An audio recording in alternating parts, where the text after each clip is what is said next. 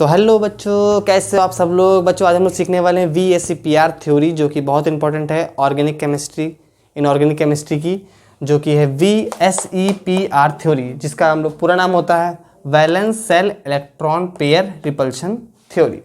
तो valence shell की बात हो रही है, इलेक्ट्रॉन्स की बात हो रही है, रिपल्शन की बात हो रही है थ्योरी में, ठीक है। वैलेंस सेल की बात हो रही है, इलेक्ट्रॉन्स की बात हो रही है, रिपल्शन की बात हो रही है, ठीक है।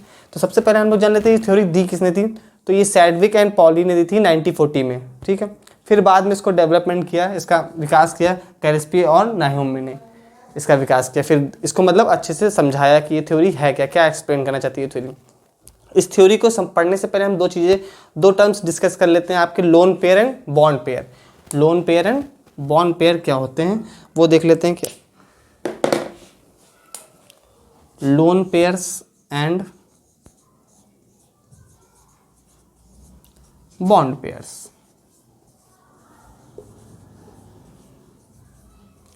पेयर्स मीन्स जोड़े, मतलब दो चीजें होंगी, ठीक है। लोन पेयर क्या होते हैं, ऐसे इलेक्ट्रॉन जो बॉन्डिंग में भाग ना ले, वो क्या कहलाते हैं, लोन पेयर्स कहलाते हैं। क्या कहलाते हैं, लोन पेयर्स कहलाते हैं। जैसे कि अब हम लोग ऑर्बिटल्स बनाते हैं। अब मान लो ये है, ऐसे इलेक्ट्रॉन भरे, ऐसे इलेक्ट्रॉन भरे, ऐसे भरे और ऐसे भरे, ठीक है। ये P का है। अब मान लो P में ये इसने बॉन्डिंग में पार्ट लिया, ये इसने बॉन्डिंग में पार्ट लिया, बट ये जो इलेक्ट्रॉन है ये बचा रह गया। तो ये क्या होता है, लोन पेयर होता है। और ये जो होते हैं वो क्या होते हैं, बॉन्ड पेयर। तो बॉन्ड पेयर क्या होंगे, इलेक्ट्रॉन्स जो बॉन्डिंग में भाग लेते हैं। जैसे कि ये क्या हो गए, बॉन्ड पेयर्स हो गए। ये क्या हो गए, बॉन्ड पेयर हो गए। तो सिंपल सी चीज़ है, लोन पेयर कौन होते हैं, जो इलेक्ट्रॉन बॉन्डिंग में पार्ट्स नहीं लेते हैं इलेक्ट्रॉन, और जो बॉन्डिंग में पार्ट लेंगे वो कौन होंगे, बॉन्ड्स पेयर होंगे, ठीक है। अब इन्हीं पे ये थ्योरी डिपेंड करती है कि बॉन्ड पेयर और लोन पेयर पे। आप लोग अच्छे से समझ गए होंगे बॉन्ड पेयर क्या होते हैं और लोन पेयर क्या होते हैं। हम थ्योरी में आगे थोड़ा सा बढ़ते हैं और रफ कर लेते हैं ना ज़रा। कोई नहीं। सबसे पहला इस थ्योरी का पॉइंट है कि किसी भी मॉलिक्यूल की ज्योमेट्री जो है रेगुलर रहेगी अगर उसमें केवल बॉन्ड पेयर प्रेजेंट है, ठीक है।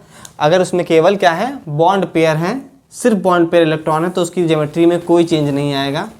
क्योंकि ज्योमेट्री में चेंज नहीं आएगा तो ज्योमेट्री रेगुलर रहेगी। अगर मान लो दो बॉन्ड पेयर हैं, दो, जैसे कि AB टाइप का मॉलिक्यूल है, AB2 टाइप का मॉलिक्यूल है, तो उसकी ज्योमेट्री जो होगी रेगुलर रहेगी, जो कि होती है रेखीय,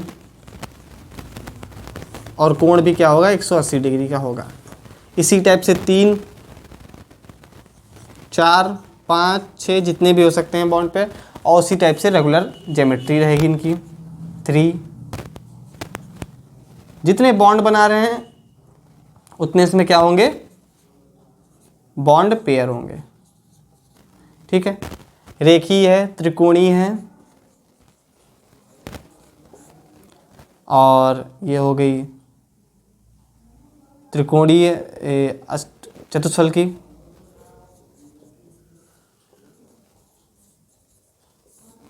और ये आपकी त्रिकोणीय द्विपिरामिडी। ये सब क्या रहेंगी, रेगुलर रहेंगी। अष्टफल की,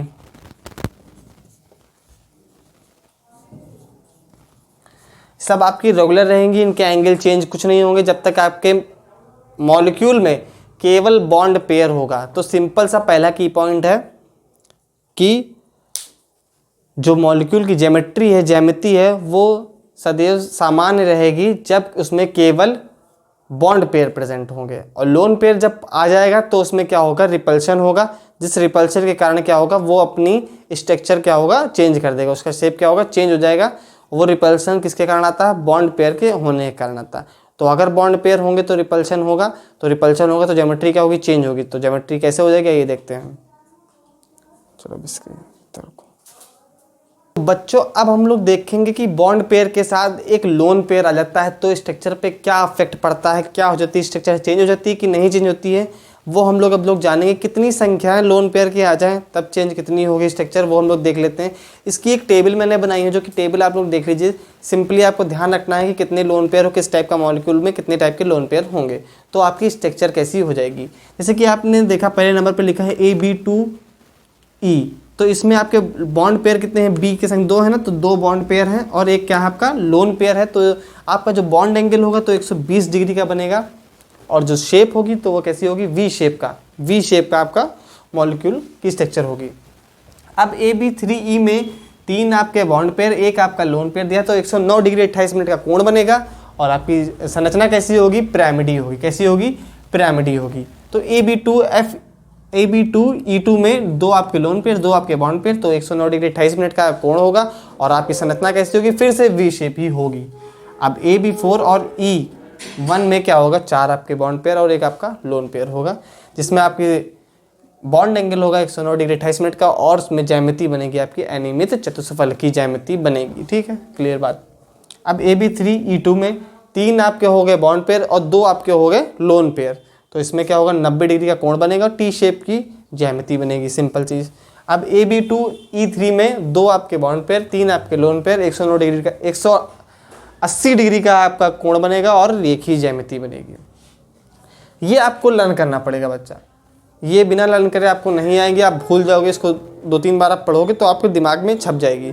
और ये जो बॉन्ड का एंगल जो होता है जितना चेंज होता है, इतना ज़्यादा कैसे चेंज होता है, तो ये लोन पेयर और बॉन्ड पेयर में रिपल्शन होता है ना, तो ये रिपल्शन का भी एक ऑर्डर होता है। मतलब सबसे ज़्यादा रिपल्शन कौन करता है, सबसे कम रिपल्शन कौन करता है। तो सबसे ज़्यादा रिपल्शन होगा लोन पेयर और लोन पेयर में, फिर लोन पेयर और बॉन्ड पेयर में, फिर बॉन्ड पेयर और बॉन्ड पेयर में। सबसे ज़्यादा कम रिपल्शन किस में होगा, बॉन्ड पेयर में। सबसे अधिक किस में होगा, lone pair and lone pair में। ठीक है,